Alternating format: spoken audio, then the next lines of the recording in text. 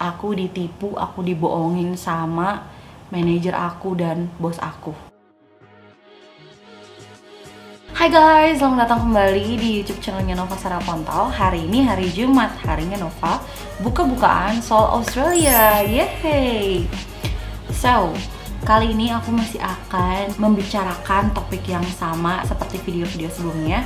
Aku akan berbagi mengenai pengalaman aku bekerja di Australia selama hampir 3 tahun belakangan ini. Aku akan membongkar rahasia, aku akan belak-belakan, aku akan buka-bukaan, nggak ada yang aku tutup-tutupin. Dan pure aku tuh pengen berbagi informasi ke kalian. Tanpa basa-basi lagi, mari kita let's go. Oke, sebelumnya aku mau kasih tahu dulu mengenai job roles aku. So, I was working as a barista all-rounder di salah satu coffee shop yang cukup terkenal di Australia. Bahkan seingat aku dia juga punya cabang di Indonesia. Aku pernah lihat coffee shopnya dia tuh di PIM, di Pondok Indah Mall. Dan yang akan aku ceritain sekarang menurut aku adalah salah satu kalau bisa dibilang tuh pengalaman yang lumayan nggak enak gitu, karena aku itu ditipu, aku dibohongin sama employer aku. Gimana detailnya bakal aku bahas nanti. Jadi yang pertama itu aku akan lanjut dulu ke bagaimana cara aku mendapatkan pekerjaan ini sebagai barista all-rounder. Seperti video yang sebelumnya, kalau kalian ingat aku tuh mention tentang Gumtree. Nah, aku itu apply pekerjaan ini lewat Gumtree. Dan dia ini coffee shopnya itu kan cabangnya ada di mana-mana kan. Tapi aku apply yang ada di airport karena waktu itu kan aku juga kerja di airport. Jadi biar lebih gampang gitu loh dari kerjaan satu ke kerjaan yang lain. Biar hemat ongkos transportasi ya kan. Nah, terus job description-nya as a barista all-rounder itu ya aku bikin kopi, serving customer, stock up. Terus kayak misalnya kalau aku udah mau pulang gitu, sebelum pergantian shift biasanya aku hitung till atau hitung uang yang ada di register itu. Buat teman-teman yang awam, till register itu sama aja kayak kasir, orang yang service kalian, yang nanyain kalau misalnya di Starbucks, halo kakak, selamat siang, gimana kabarnya hari ini, mau pesan apa hari ini, itu yang pokoknya dia yang nagih duit ke kalian kalau kalian udah order gitu. Ya, terus pagi-pagi itu biasanya aku memulai hari aku sebelum bikin kopi itu aku tuh udah ke loading dock airport buat ambil sandwich, muffin, donat, makanan-makanan manis sama makanan-makanan savory mereka. Dan aku juga harus ambil susu gitu kayak 3-4 krat. Nanti akan aku kasih tahu krat itu tuh yang gimana, yang kotak-kotak gede itu, dan itu tuh berat ya saudara-saudara. Dan itu dari loading dock itu taruh di troli dan aku bawa ke atas. Jadi kan loading docknya di bawah dan kafenya kan di atas kan. Dan itu lumayan menyiksa sih. Terus ya kurang lebih job description aku itu. Dan karena aku itu selalu kebagian shift pagi, jadi aku nggak ada tuh yang namanya kayak ngepel atau nyapu gitu. Paling aku cuma bersihin meja gitu-gitu doang sih.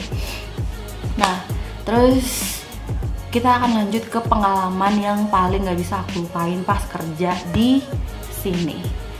Jadi yang tadi aku bilang, aku tuh harus ambil krat susu 3-4, bahkan kadang 5, bahkan lebih dari 5-6 gitu. Dan itu maksudnya lumayan bikin punggung bagian bawah aku tuh sakit gitu beberapa hari. So ya, itu pengalaman yang nggak bisa aku lupain sampai sekarang. Terus pengalaman yang nggak bisa aku lupain yang tadi aku mention di awal video, aku ditipu, aku dibohongin sama manajer aku dan bos aku.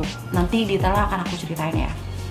Terus aku mau lanjut ke pembahasan enak nggak enaknya. Enaknya itu di tempat ini jadi kayak senior barista gitu. Jadi aku yang emang handle untuk bikin kopi gitu kan. Kenapa aku bilang itu enak? Karena emang basically I like making coffee, I like to making a latte art for my customers. Still learning though, tapi ya aku suka gitu bikin kopi. Dan ya itu enaknya. dan aku bisa improve latte art skill aku sambil bikin kopi kan. Terus nggak enaknya itu mungkin karena si ownernya ini mikir, oh ini kan coffee shop nggak rame, si staff juga nggak terlalu banyak kerja gitu kan, jadi ya nggak usah dikasih break. It means kalau misalnya aku mulai shift aku dari jam 5 atau jam 6 pagi sampai jam 12 siang atau jam 1 atau jam 2 siang, biasanya ya berarti aku nggak duduk sama sekali for like 6 to 8 hours. Dan itu lumayan pegel sih, karena abis dari coffee shop yang ini aku langsung lanjut ke kerjaan aku selanjutnya di airport, jadi lumayan pegel sis. Terus ada lagi yang gak enaknya poin kedua adalah udah aku nggak dapet break, aku juga nggak bisa kayak ngemil-ngemil makanan yang ada di coffee shop itu gitu, paling cuma minum air putih sama minum kopi doang gitu. Oke, selanjutnya aku akan ngomongin gaji. So, aku itu digaji $16 per jam. Kalau misalnya kalian masih ingat gaji aku yang sebelumnya di golf club, itu emang lumayan turun gaji aku. Dan ini aku dibayar cash in hand. Nah, sebenarnya ini yang mau aku bilang, aku itu ditipu sama bos aku dan manajer di coffee shop ini. Di interview sama si manajer ini, dan kita sebut aja namanya Mr. H. Si Mr. H ini tuh dia pas aku di interview sama dia kan biasalah ngomongin pengalaman kamu kerja di mana aja, udah pengalamannya berapa tahun dan segala macam, dan akhirnya ngomongin gaji.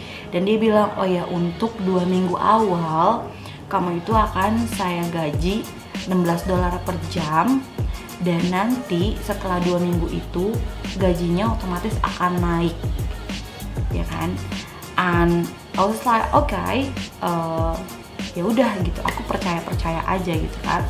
Dan akhirnya dateng waktunya setelah 2 minggu aku selesai training, dan otomatis harusnya gaji aku naik kan. Nah pas aku terima gaji di minggu ketiga, terus aku lihat kok gaji aku tuh masih tetap 16 gitu kan, nggak sesuai dengan apa yang diomongin pas interview.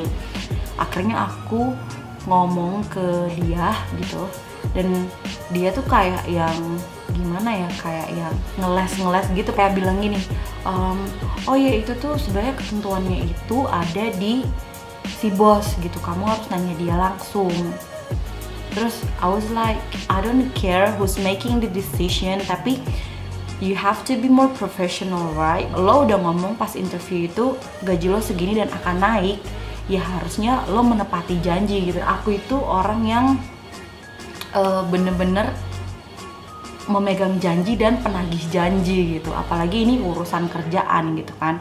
Di situ aku dari cara dia ngejawab aku tuh kayak aku udah nge-respect sama sekali, karena dia ngoper aku ke orang lain gitu. Sebagai manager yang udah punya pengalaman bertahun-tahun, harusnya dia bisa lebih mempertanggungjawabkan apa yang dia omongin, right? Dan dari situ aku kayak udah mikir, udahlah, gue males nih kerja di sini gitu, kayak gue mau cabut aja, kayak aku udah males gitu. Dan aku berusaha untuk ngomong sama si bosnya ini, tapi kayak aku nggak pernah ketemu sama dia, jarang banget satu shift. Aku waktu itu juga ngubungin dan dia kayak balesnya lama banget, and I was like nggak nyampe sebulan apa 2 bulan gitu aku kerja di situ. Akhirnya aku resign karena udah nggak ada tempat deh buat orang-orang yang nggak bisa menepati janjinya gitu. Nah, pelajaran buat teman-teman sekalian nih ya, kalau misalnya kalian itu di interview gitu kan, tanyain segala macem yang ingin kalian tanyain ketika interview. Itu tuh penting banget, dan kalau bisa ada hitam di atas putih, kalau bisa ya kalian ada tanda tangan kontrak. Nah mungkin begonya aku, salahnya aku ya, karena aku itu mengiyakan untuk dibayar cash in hand, karena akan lebih aman untuk visa aku juga kan. Kayak yang satu udah tax, jadi yang satu itu harus cash in hand. Semoga ini bisa jadi pelajaran buat temen-temen sih, biar nggak sebego aku gitu.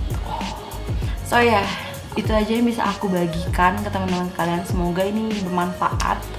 Semoga nggak ada lagi orang-orang Indonesia yang ditipu, dibego-begoin sama oknum-oknum yang tidak bertanggung jawab di Australia. And yeah, I'll see you guys on my next video. Dadah!